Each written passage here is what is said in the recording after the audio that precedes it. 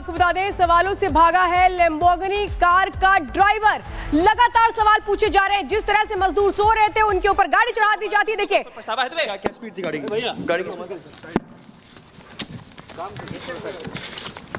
दीपक, तुम्हें पछतावा है या नहीं है? तुमने शराब पी हुई थी, नहीं पी हुई थी? गाड़ी बेच रहे थे।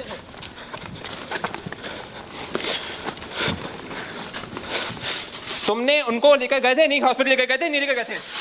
थोड़ा भैया, पीड़ित के परिवार से बात हुई थी, पीड़ित से कुछ बात हुई थी आपकी? हटाना भैया। दीपक, तुम्हें कुछ बोलना पड़ेगा। तुम्हें कुछ पछतावा है या नहीं है? बात हुई थी उनसे, क्या बात हुई थी? दीपक, पछतावा है या नहीं? कुछ तो बोलो। क्या थी सर आपकी? स्पीड क्या थी आपकी? कोर्ट की खुली है। तुम्हारी स्पीड क्या थी? तुमने शराब पी हुई थी? उससे ऊपर क्या स्पीड थी आपकी?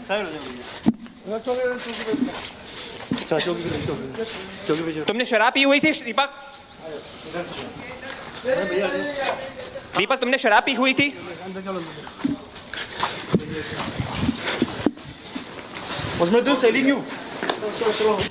तुम तेज गाड़ी चला रहे थे, तुमने 2 लेबरर्स को मारा, तुमने 2 का कोई पछतावा है तुम्हें? क्या स्पीड थी गाड़ी की? भैया गाड़ी की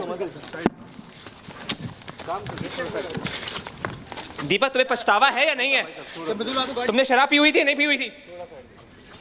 तो देखिए, दीपक से लगातार सवाल पूछने की कोशिश कर रहा है रिपब्लिक भारत, लेकिन दीपक कोई जवाब नहीं दे रहा।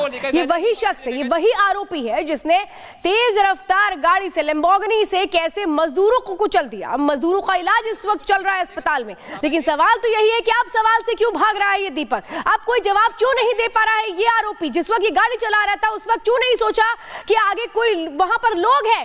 क्यों नहीं रफ्तार पर काबू रख पाए? और अब जब सवाल पूछे जा रहे हैं कि आखिर क्यों ऐसा किया, क्या रफ्तार तेज थी, बहुत सारे ऐसे सवाल हैं जो रिपब्लिक भारत पूछने की कोशिश कर रहा है, लेकिन दीपक जो चुप्पी साधे हुए है, एक भी सवाल का जवाब नहीं दे पा रहा है।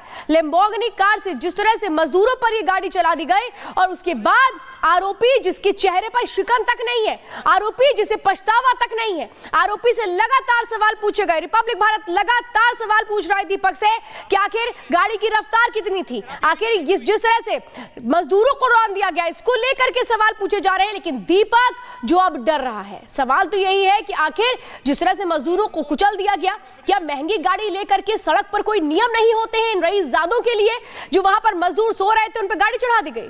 दीपक, तुम्हें कुछ बोलना पड़ेगा। तुम्हें कुछ पछतावा है या नहीं है? नोएडा में लग्जरी लैम्बोर्गिनी गाड़ी ने 2 लोगों को टक्कर मारी, दोनों का इलाज अस्पताल में चल रहा है। कैसे ये हादसा हुआ, बात करने के लिए हमारे साथ डीसीपी नोएडा सर खुद मौजूद है। सर, किस तरीके से ये पूरा इंसिडेंट हुआ, क्या कुछ चीज़ें निकल कर आई, कितनी तेज ये गाड़ी चल रही थी? इतना तेज़ क्या चल रही थी, नॉर्मल, चूँकि लोग थे, भीड़ थी, इसने तेज़ गाड़ी चलाई, इसलिए 2 लोगों को टक्कर लग गई उसमें से, जिनमें उनको नॉर्मल चोटें आई हैं, वो खतरे से बाहर हैं, और तुरंत ही ड्राइवर को गिरफ्तार कर लिया गया, गाड़ी जब्त कर ली गई और उन पर मुकदमा पंजीकृत कर दिया गया है।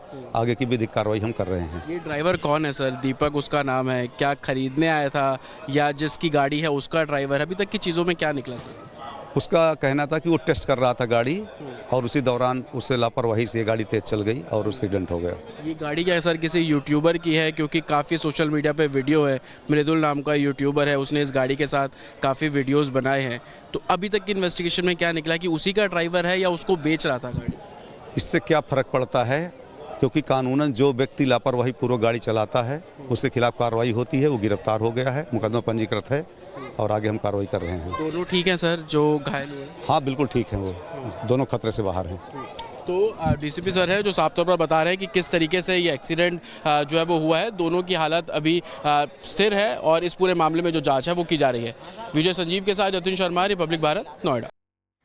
जतिन, हम आपको सुन भी रहे थे, डीसीपी ने क्या कहा वो भी दर्शकों को सुना रहे थे, लेकिन वो जो पहली तस्वीर सामने आई थी जहां दीपक ठोकर मारता है मजदूरों को और उसके बाहर निकलते हुए पूछता है कि कोई मर गया क्या, जैसे कि आम जिंदगी की कोई अहमियत ही नहीं है, लापरवाही तो हुई है।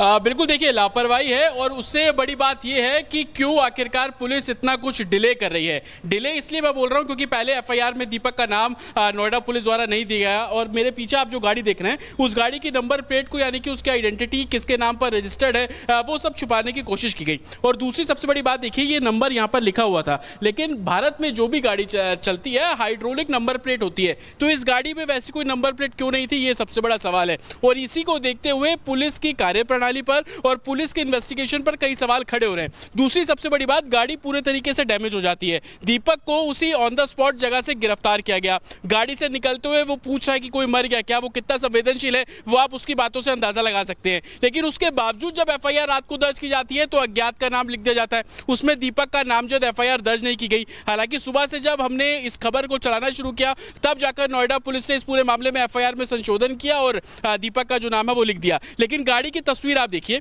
एयरबैग अंदर पूरे तरीके से खुला हुआ है। 4 मिनट पहले वो वीडियो बनाता है जिसमें गाड़ी की कमियों को लेकर सवाल खड़े करता है। लेकिन सवाल ये कि जब उसे पता चल गया था कि गाड़ी में कुछ टेक्निकल फॉल्ट है तो उसी टाइम गाड़ी को क्यों नहीं रोका गया, गाड़ी क्यों इतनी तेजी से चला रहा था। दूसरी बात यह कि गाड़ी की स्पीड किस तरीके की रही होगी उसका अनुमान आप ऐसे लगाइए। ये देखिए पूरा व्हील है, पूरा व्हील बेंड हो चुका है, टूट चुका है, इतनी जोरदार उसने हिट किया। और 360 डिग्री जो गाड़ी है वो रोटेट हुई थी सड़क के बीच में, और रोटेट होने के बाद वो फुटपाथ पर बैठे जो मजदूर से उनसे जाकर टकराती है।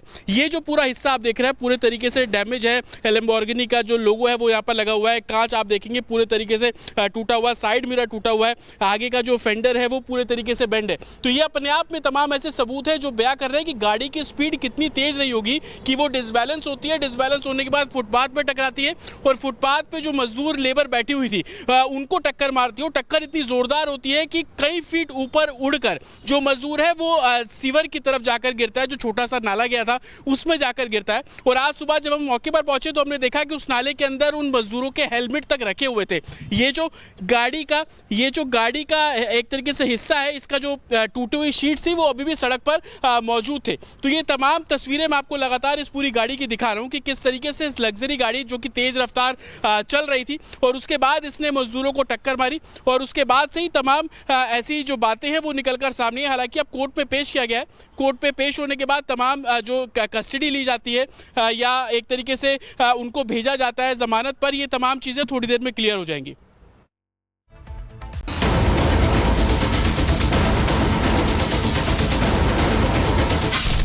दिल में जब रफ्तार का जुनून और दिमाग में महंगी कार का फितूर हो तब अक्सर लग्जरी गाड़ियों की ऐसी ही तस्वीरें सामने आ जाती हैं, एक्सीडेंट वाली।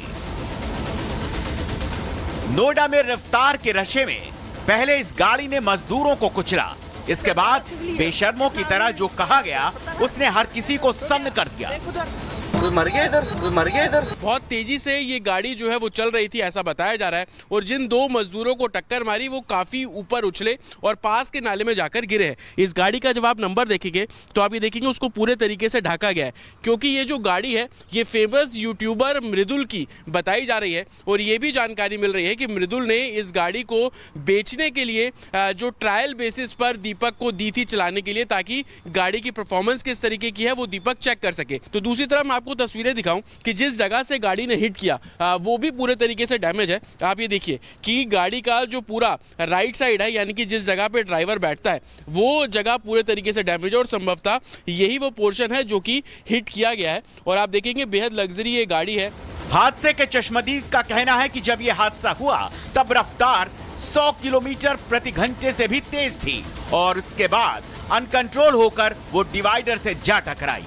4 नंबर गेट कॉफी पी रहे थे, गाड़ी भगी गई थी ना, पीछे से देखा इसने, मतलब थोड़ा स्पीड ज़्यादा थी, वहाँ से निकल के इसकी गाड़ी इसने टच कर दी थी। पीछे शिफ्ट आई थी कोई, उनके मतलब कौन था, मैं वहाँ से निकल गया। गाड़ी सीधी थी, मतलब मुझे नहीं पता उसका फोन पे ध्यान था, किस पे था वो पता नहीं, पर स्पीड ज़्यादा थी, मतलब होगी 100-150 स्पीड के बीच में होगी। लग्जरी कार लैम्बोर्गिनी पुडुचेरी में रजिस्टर्ड है। मृदुल नाम के यूट्यूबर की है लाल लैम्बोर्गिनी। मृदुल ने दीपक को गाड़ी पहले ही बेच दी थी, गाड़ी के पेपर ट्रांसफर नहीं हुए थे। कार ब्रोकर का काम करता है दीपक कार की टेस्ट ड्राइविंग कर रहा था। पुडुचेरी नंबर की इस कार से दीपक ने जिन मजदूरों को घायल किया उनका इलाज अभी अस्पताल में चल रहा है, जिनकी हालत भी खतरे से बाहर बताई जा रही है। लेकिन हादसे के बारे में पीड़ित जो जुबानी बताते हैं वो रोंगटे खड़े कर जाता है। एक साइड हम खड़ा था, इन्हें बगल में 300 के स्पेस में कार आया था, ब्रेक मारा तब फेंका गया नाली में, 3 हमने फेंका गया। हम लोग को उड़ते उड़ते बस गाड़ी आ गया, नहीं भाग पाए, गिर गए, तो इसमें चक्के में गाड़ी गिरा चढ़ा दिया।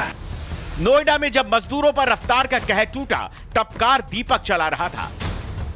दीपक के मेडिकल से यह तो साबित हो गया कि वो कार चलाते वक्त शराब के नशे में नहीं था, लेकिन दीपक पर रफ्तार का शबाब ऐसा था कि उसने मजदूरों को तिनके की तरह उड़ा दिया। दीपक पुलिस की गिरफ्त में है और अब उसका हिसाब कानून करेगा, जिसके बाद उनको न्याय मिल सकेगा जिनको रफ्तार के रोमांच में दीपक ने कहीं का नहीं छोड़ा। Bureau report, Republic Bharat.